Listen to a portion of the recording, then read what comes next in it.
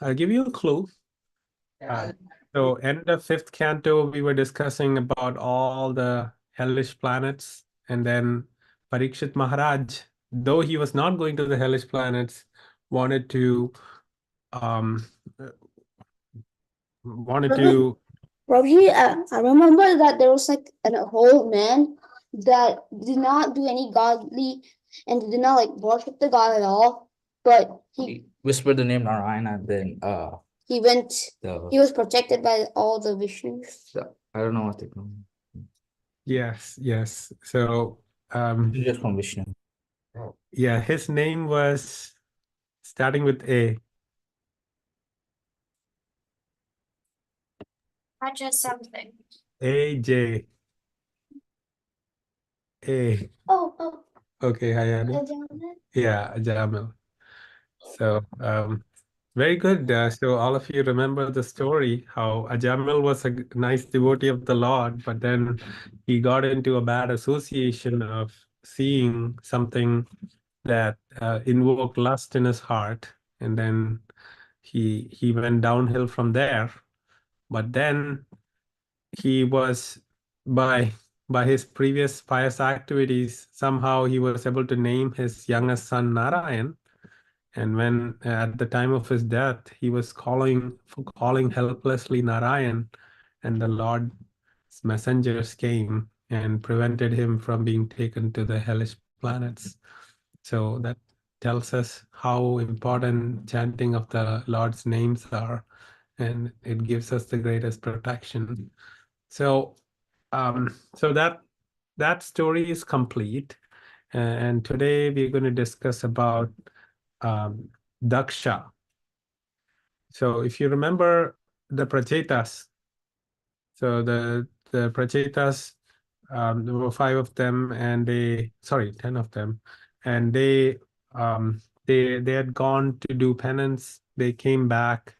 They then had they were starting to destroy all the trees because their father Prachina Barhi, if you remember, Narada Muni had instructed Prachina Barhi with an allegorical story. If you remember the city of nine gates and the story of Puranjan, all that were described to Prachina Barhi, and Prachina Barhi finally got some sense into himself, and he decided to follow a Krishna conscious life. So he had left his kingdom, but by that time the Prachetas had come back, and their father wasn't there, and all the trees in the world had overgrown, and there was no possibility of agriculture anywhere. So they were getting really angry at the trees, and they started destroying the trees with their yogic powers. With the fire emanating from the mouth, they started destroying the trees, and then the lord of the trees is the sun god, sorry, the moon god. So Soma is the name of moon god. So the moon god came and told, you are supposed to be protector of all living entities. Now you can reduce a little bit of tree so that you can do agriculture, but you shouldn't be destroying all the trees because the trees sustain life. So how can a person who protects the citizens start destroying them totally? So he was giving a lot of good examples, and then the Prachetas stopped destroying the trees, and uh, they started ruling the kingdom. Um, so the Prachetas had married the moon god's daughter, Marisa, and he got the son Daksha. So Daksha, if you remember, Daksha had come earlier also. Remember he was Mother Sati's father, and he offended Lord Shiva. And then Mother Sati kind of her body got burned, and then Shiva sent this she must sent a demon that cut off this Daksha's head, and then he got a horse's head, and then that life was over, Daksha. Then that soul is being reborn again as Daksha, as the son of the Prachetas. Now, Daksha has a very important service of populating this entire this creation of the Lord. So until now, there were only the personalities like the different Manus were there. But until the sixth Manvantara, all the different animals and uh, plant lives, like the different animals and human beings in general weren't really the population didn't increase in the world. So it was only in the sixth Manvantara. So actually, there are in a day of Brahma there are 14 Manvantaras, and so the Manvantara is a slice of time.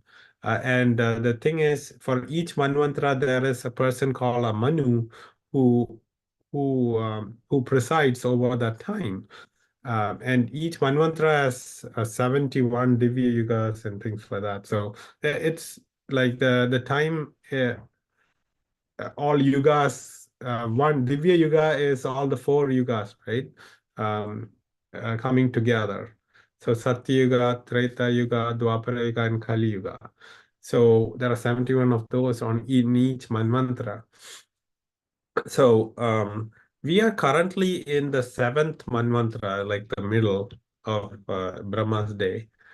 So only in the sixth Manvantara, this Daksha populated the universe or the world with different entities, the animal entities. And we're going to discuss how that happened. So Daksha, he was given this he Daksha Prajapati. He's also called Prajapati because he increased the population of the world. So his service was to increase the population of the world. But before he did that, he went and prayed to the Lord to understand how he can get blessings of the Lord, to see how he can do this service of increasing the population of the world. So he let's discuss that. So he actually prayed to the Lord with something called the Hamsa Guhya prayers. The Hamsa Guhya prayers are not invented by him, but it really praises the Lord and understanding of the Lord's different features. All that is explained in these nice prayers. And once he did these prayers, the Lord came in his eight-handed form, as you see in this picture. So he had gone to the Mount Vindhya and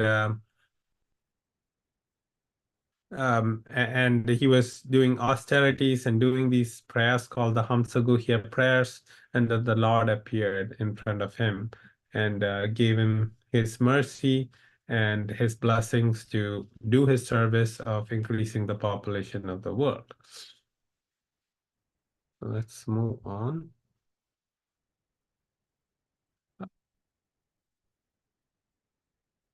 So so he actually gave all the necessary information where Daksha can populate the world, and then then we come to this. Keep switching. Okay, so then we come to the chapter where Daksha starts. The Lord tells him that he can go marry the daughter of Panchajana and increase the population. The name of the daughter of Panchajana is Asigni. So accept Asigni as your wife and then populate the world with children. So then Daksha, he begot 10,000 sons from Asigni, and they were known as Hariaswas. So as you can see here, he with his 10,000 sons, they were all sons of immaculate character. They were really nice, very obedient to their dad, and always followed the right principles. So, Daksha is a very knowledgeable father. So he said, before you go and have your own children, you have to go get knowledge about the Lord and also, improve spiritually. So why don't you go to Narayana Saras for austerities? So they went to Narayana Saras, and that's where the great Acharya Narada Muni arrived. So Narada Muni, he's all about giving mercy to everyone so that they become great devotees of the Lord and go back home, back to Godhead. He so his service is to deliver everyone. So he actually went and told these Hariasvas, the 10,000 sons of Narada of Daksha, a story. Now his intention was to, make them focus on the Lord only and not get into family life. So Narada Muni told this story. Um, it's a very cryptic story, like the Puranjan story. If we don't have anybody to explain it, we can't understand it. But since the Haryasvas were very exalted devotees of the Lord, they were able to understand this allegorical story, and they decided that we are not going to have a family life. We are just going to focus on the Lord and go back home, back to Godhead. So the the story goes like this. Um, Again, this won't make head or tail for you, but I'll just read this. So, you have not seen the extremities of the world. There's only one male king in the kingdom. There's a big hole. If you enter it, you cannot come back. There's an unchaste prostitute changing dresses. There is a prostitute's husband. There's a river flowing in both directions. There's a house made of 25 elements. There's a speaking swan that vibrates various sounds. Revolving objects of sharp razors are there. So why don't you know your omniscient Father's actual order? So these were the 10 instructions or cryptic instructions given by Narada Muni, but they were able to interpret it very well. So the extremities of the earth means, again, this we are understanding from our acharyas what this whole allegorical story means. It means that the extremities of the world means the body, the soul is encased in a trap, which is the human body. And then there's only one male king means there's only one supreme personality of Godhead, Krishna. There's a hole, meaning that once you enter, you cannot come out. It is referring to either the hellish planets, or it also means Vaikuntha, where once you go there, you don't want to, you won't come back to the material world. The prostitute, we discussed what a prostitute means. It's a woman of not good character who is selling her body to multiple men to make money. So when Narada Muni talked about the prostitute, that means the unsteady intelligence. So everybody's intelligence is telling you to do different things, but if it is not focused on Krishna, it's like a prostitute, is what Narada Muni is saying. Again, he didn't give the meanings, but the Haryasvas were able to understand all this from that cryptic message. The prostitute's husband is the jiva. So because our intelligence is pulling us in different directions, not focused on the Lord, the jiva that's not Krishna conscious is the jiva who is the prostitute's husband. Then there's a river that flows in both directions, and that is actually Maya, because there is happiness, material happiness, and sorrow that's coming again and again in this life. So that's what Narada Muni meant by the river that flows in both directions. Then he mentioned about house made of 25 elements. This is the elements, the primary creations we had discussed in the first and second cantos, which includes earth, fire, water, air, ether, and then the senses, ear, nose, tongue, skin. Um, so we eyes. So all of that, when you count all that, these basic elements that the Lord created, that's the 25 elements. The speaking swans that he mentioned is the scriptures like Srimad Bhagavatam, Bhagavad Gita, that's actually telling us the right things to do. And the revolving object with racers is actually the time, because time, a person can choose not to worry about or care about God, but then God comes as time, where everybody has an expiry date. So we are all going fast to that expiry date. So even if you don't think about the Lord, you will have to come to God's revelation of birth, death, old age, and disease in this form of time. So that's what he meant by that. Then, are you going to follow your father's orders? It means, are you going to follow Krishna's spiritual teachings? So this was what the story meant, and the Haryasvas understood it correctly, and they decided, okay, we don't want to go follow our biological father, Daksha's instructions of going and having children. We're going to follow Narada Muni, a spiritual master, who's a representative of Krishna, and we are going back home, back to Godhead. So you see them. They have all renounced their family life, and they're just going to follow.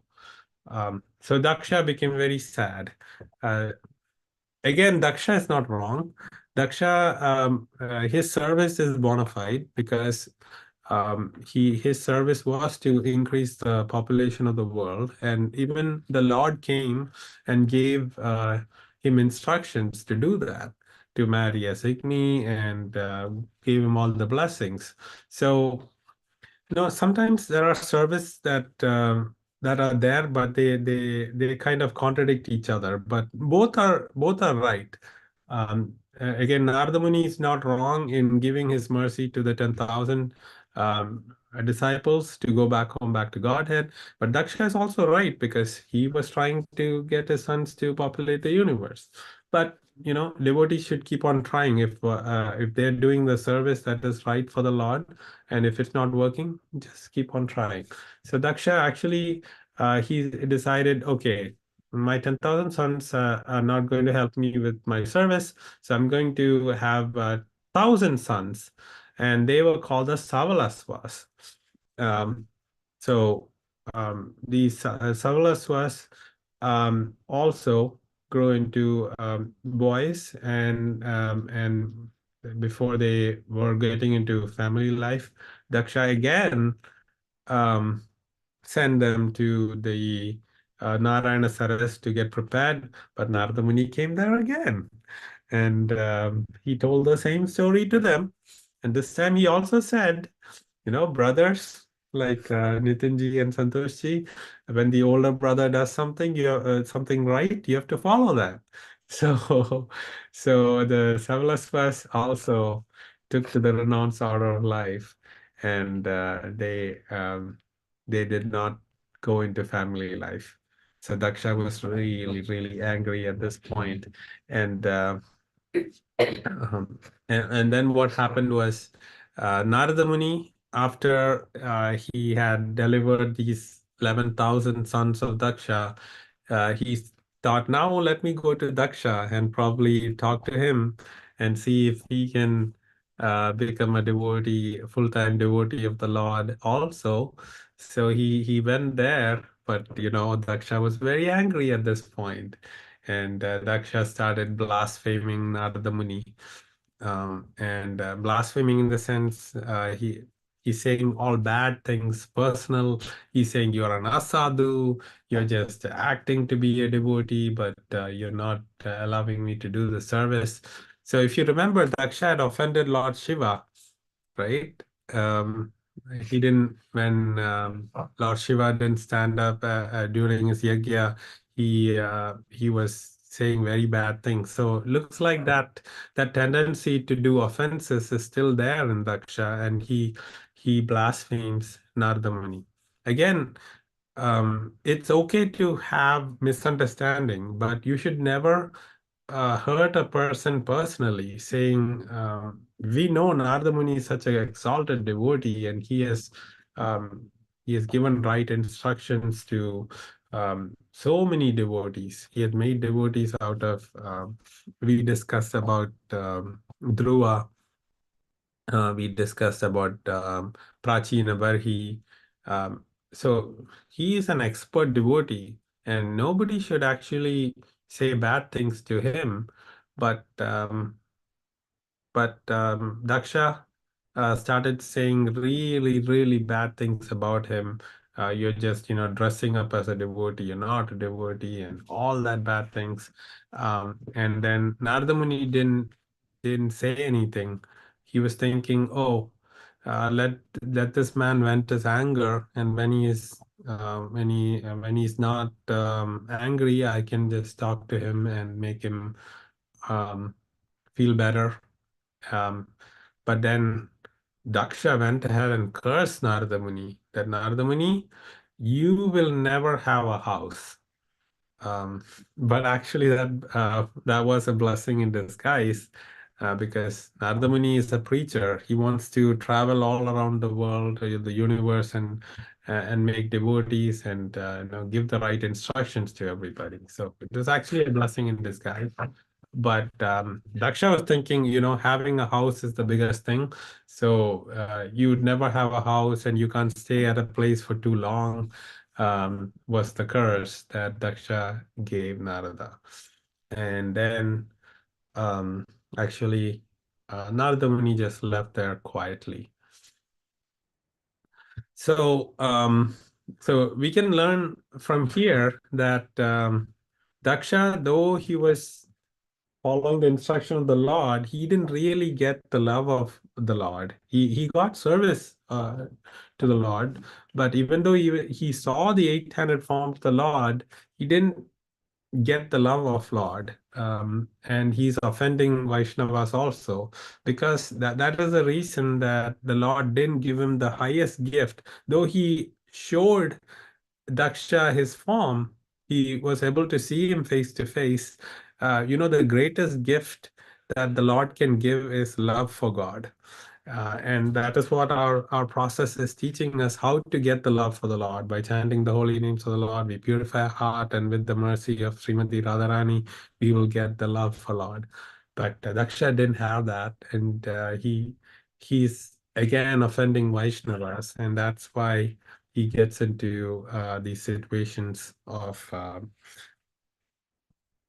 offending Vaishnavas, and he is not progressing as a devotee as much as others. So again, Daksha, he could have done all that he did, but not offended Narada Muni and Lord Shiva like he has done before, and he would have been perfect. But because of his offense, he's not progressing in his Krishna consciousness. But then what he did next was he had 60 daughters. Because he decided not to have sons anymore, because Narada Muni might come and make them renunciates. So he had 60 daughters, and he married his daughters to Yamaraj. So 10 daughters he gave to Yamaraj, and then Yamaraj and those daughters have had children. Then 17 daughters he married to Kashyapa. Kashyapa is another Prajapati who services to populate the world. And then there's 27 daughters were given to moon god, and then 2 daughters each to Angira Rishi, uh, Rishi Shrava, and Bhuta. The moon god and the daughters didn't have any children.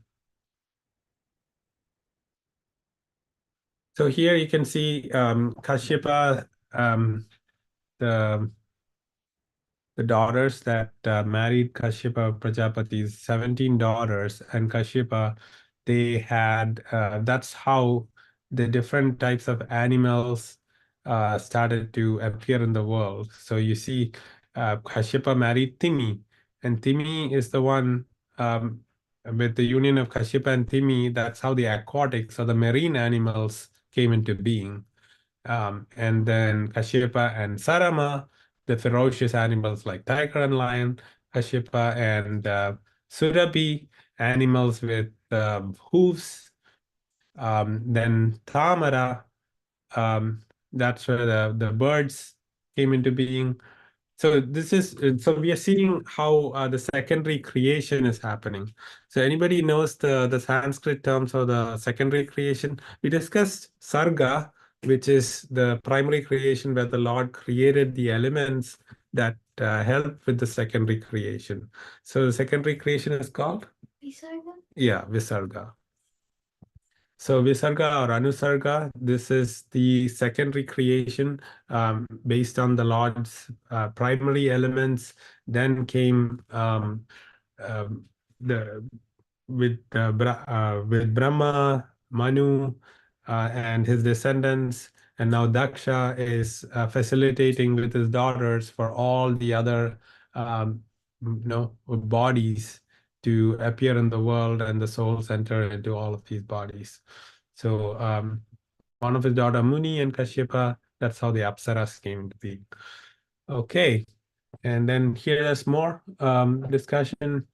So Kashyapa and Krodavasha, that's how the serpents came. Ila, the creepers. Then Surasa, the Rakshasas, Arishta, Gandharvas, and Kasta, the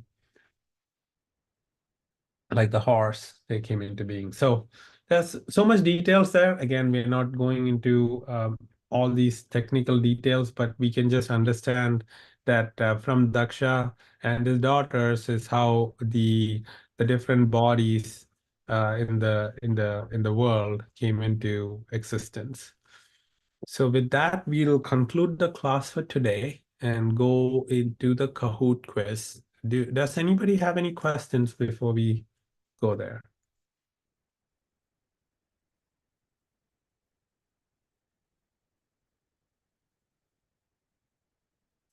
Okay, so this is the game pin 212756.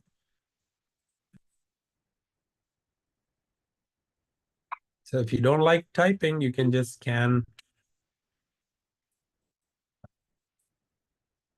Okay, so Karthik ji had some questions.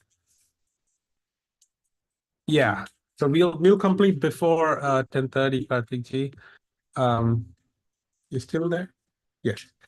And doesn't the Lord give love to everyone? Yes. So the Lord gives love to everyone, just like the sun's rays falls on everything. It's only the trees, the leaves of the trees that makes use of it. There are some who just choose to be in a dark room, and Lord is impartial, but He gives the opportunity for everyone to develop love. It's just that some just take longer time, like because of the anarthas or the aparadas that some of the devotees conduct. And the worse than doing sinful activities is offending a Vaishnava. So because of the consequence of that, they don't get love for the Lord soon. like others who are following and treating all Vaishnavas well and not getting into doing any sinful activities. Does that answer your question, Kartikji?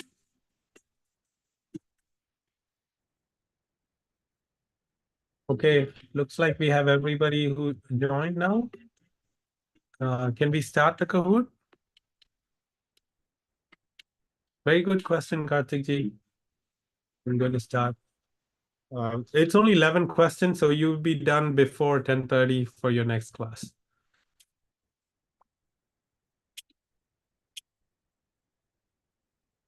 Okay. What does Visarga or Anusarga mean? Primary creation, secondary creation, ocean, river. Yes, secondary creation. We just discussed that. Primary creation is Sarga, and Visarga is the secondary creation that the Lord creates through his devotees or through his energies. The Lord is not directly creating this. He's entrusted others to do that. So that's what Daksha has done. Visarga. Okay. Krishna devotee, Santoshji, Kiri, Nitin, and some Urgabha Arti. Okay. Second question. Who convinced the Prachetas to stop destroying all the trees? Surya, sun god, Krishna, supreme lord, Soma, moon god, Yama, god of death. Yes, it was the moon god. So moon god actually, is the not just the god of moon, he's also the god of the trees. So he helped protect the trees. So, okay, Nitinji has jumped to third place now. What manmantra did Daksha fill the world with population? First manmantra, Swayambhuva Manu time. Seventh manmantra, Vaivasvata Manu manmantra. Seventh manmantra, Raivata manmantra, or sixth. Actually, it is sixth. We are currently in the seventh manmantra of Vaivasvata Manu. But this happened during the sixth manmantra, Chakshusha Manu. It's also called Chakshusha, is the Sanskrit word for sixth. Okay. Santoshi is now jumped to first place with his answer streak of 3. Very good. 4. The Lord came in his dash-handed form to bless Daksha. 2-handed, 4-handed, 6-handed, or 8-handed. 8-handed form. We saw the picture. He had bow, arrow, Shankha Chakra, a rope. So it is the 8-handed form. Very good. Who is the daughter of Prajapati Panchajana that Daksha accepted as his wife? Marisa, Kritadyuti, Asikni, Draupadi. Yes, it's Asikni. And Marisa is actually the wife of the Prajapati. So it's Daksha's mom is Marisa. His wife is Asikni. Very good. Okay. How many sons of Daksha were called the Haryasvas? 10, 100, 1,000, 10,000.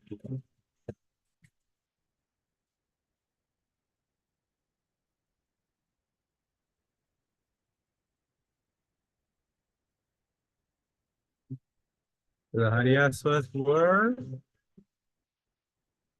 10,000. Yeah.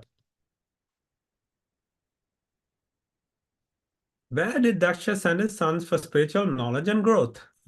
Narayana Saras, Kanyakumari, Vrindavan, Dwaraka.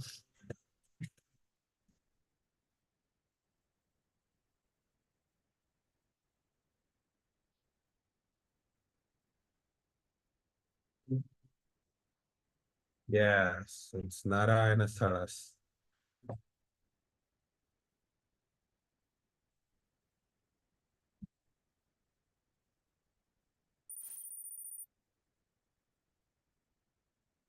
Okay, who made Haryasvas follow a renounced order of life? Brahma, Narada, Shiva, Daksha.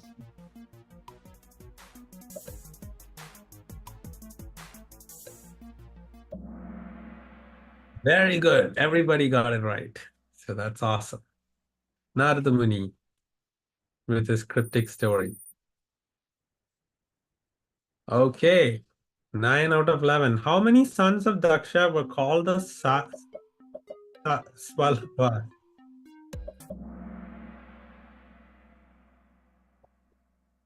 It's actually Savalaswas. So I didn't spell it right, but thank you all for getting it right.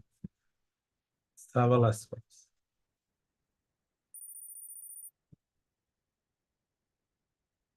Okay. What was Daksha's curse for Narada Muni?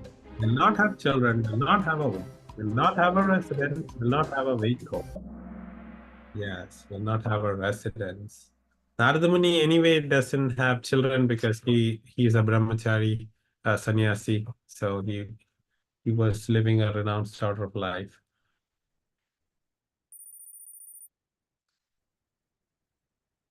Okay, last question for the day. How many daughters did Daksha have that he married to all the other great personalities who populated the world? Yes, 60 is the right answer. Great job. Let's see who's on the podium. Third place goes to the Krishna devotee. Second place goes to Kitty. And first place goes to Santoshi. And I'm thinking Kitty is Kartiji. Fourth place goes to Nitinji. Fifth place goes to Radha Chaitanya. And all of you who played are winners. Hare Krishna. Have an amazing Krishna conscious week. And today is Ekadashi. So if you can, do some chanting and prayers to the Lord. All your spiritual benefits would come if you do some spiritual activities today, like what you just did. So thank you all for coming and giving your association. Hare Krishna. Hari Bol. Hare Krishna. Hare Krishna. Bye, Prabhuji. Bye-bye. Panchakalpatarupasthaka Pratimdipevachapatitanam Pavani Vaishnavi Namo Namo.